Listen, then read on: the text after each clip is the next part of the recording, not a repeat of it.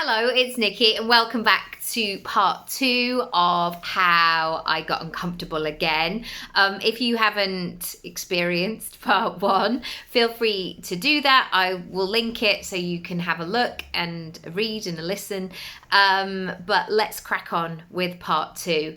If you can hear a lot of noise, it's the rain, despite it being July, but I've just seen hailstones.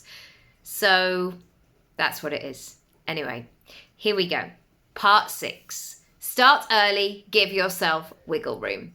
The nature of being a creative and running my own gig is that I am great at working under pressure. I can pull off magical results at the final hour. I can adapt quickly if needed and pivot. However, I'm sure that my nervous system prefers more wiggle room. Just because I can, it doesn't mean I should, and that it is ultimately the best decision. I also realised that if I went back to my intention, see part number 5, winging it was not going to give me the results I wanted. So I decided to start early, to give myself more time than I thought that I needed. Space to create and experiment. Capacity to see what I'm really capable of. I wanted to really challenge myself, which is so hard in lots of areas of life because we require and crave simplicity, because otherwise it would just get all too much. Having a 10-week window was a great opportunity to stretch, plenty of space to level up, but I also knew that it would have a closing point. And that's why my packages always include ongoing support after our time together. So have a look at the links. Point number 7, if you assign time and focus, you're going to experience change. I knew making this commitment of showing up for at least 30 hours over the next 10 weeks was going to create an enormous shift.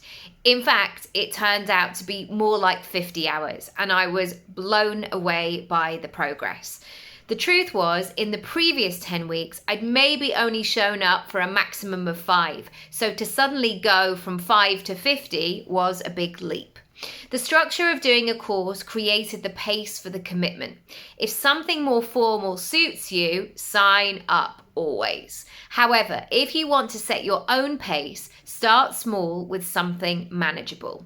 And I believe that we have to be in conscious conversation with our own time all of the time. If we're not, time just slips away unexpectedly, or we don't spend our time in a way that we would choose. Otherwise, people can claim it.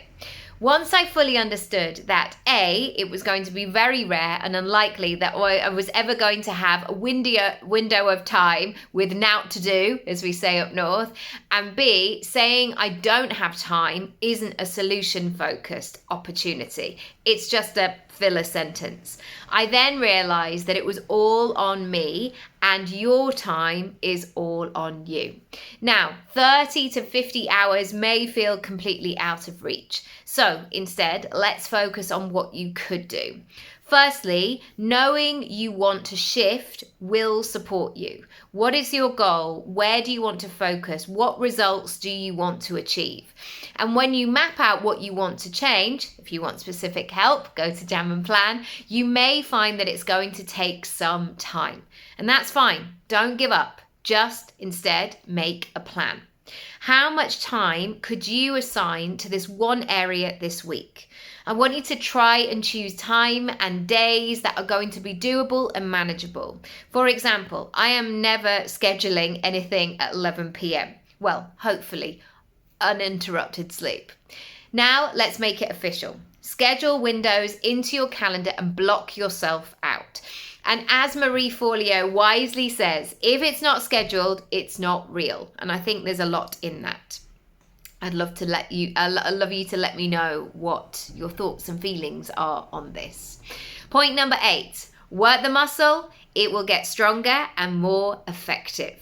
Waking up the muscle in the first place can be the trickiest. Take exercise, for example. If you haven't done any for a while, you will know about it. When I went back to hot yoga, I suddenly became very aware of every muscle in my body. And the process of building the habit again, it can feel really spiky and intense. However, I often find that when you do this, you get the information that you need. You find out where your gaps are, what's easy and strong, and what needs more attention, consideration, and care. In terms of the acting class, being able to analyze, learn, and deliver scripts instinctively is a key skill. As an actor, I can tell when I'm rusty. I'm indecisive, I stumble over my words, and everything takes more time. The 10-week course accelerated the process, and now I'm back in the groove. Defo. Linking back to the above, your goal and what requires your time and focus. I would like to ask you, what does that look like in terms of action? What is working the muscle?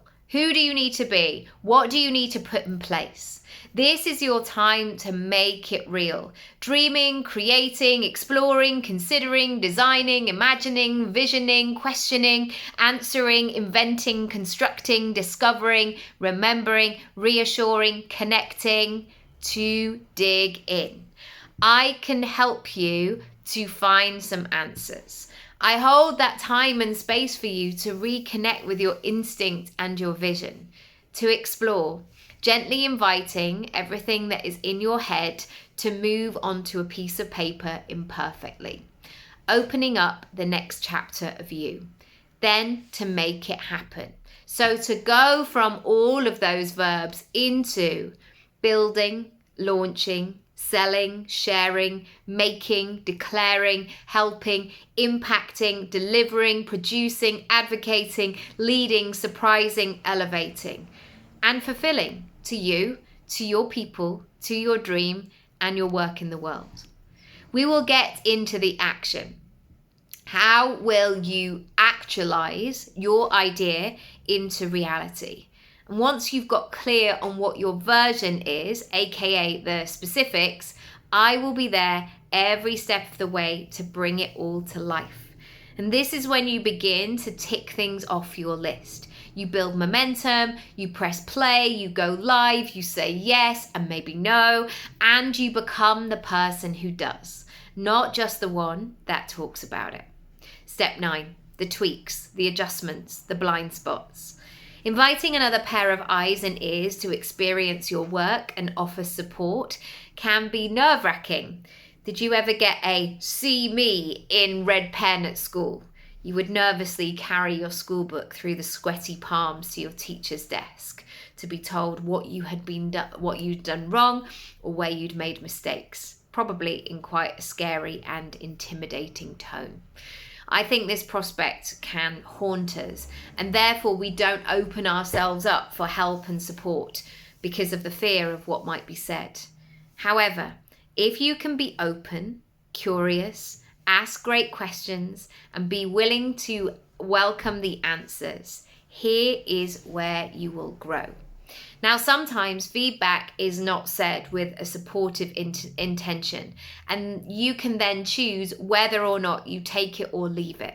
But generally, if you choose wisely, the feedback will only ever be in support of you. Wise words from someone who sees your potential greatness and only wants to see you thrive is powerful.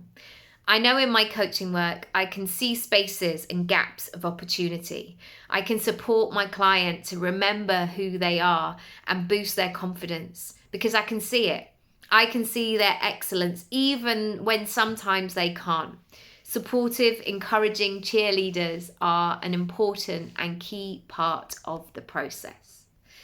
Step 10, playing in possibility. My final feeling after the course was of possibility. I was raring to go. Excited, sharp, ready, reconnected. I got exactly what I wanted to gain, plus so much more. And when my clients, I'm just gonna have to move it because I can't read it. Hang on. Oh, that was way less stressful than I thought it was gonna be.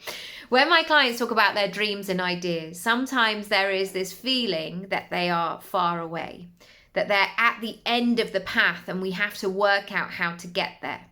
However, if we flip the idea around, What if, in fact, your dreams and ideas were already in? They were already inside of you. You just have to nurture them and bring them to life. Give them what they need. Keep supporting them. Keep making space for them, trusting the timing, the process, and that they are on their way. If you want to find out more about how I can help and support you, I would love to know about what you're cooking, what you're planning, what you're brewing, what's going on, the ideas that you have and the gaps that you would like to fill, the support that you would need, and the assistance and the guidance that you might be craving to get things into motion. Send me a message, check out my Work With Me page, check out my shop, lots of goodies available, and I look forward to chatting more. Bye.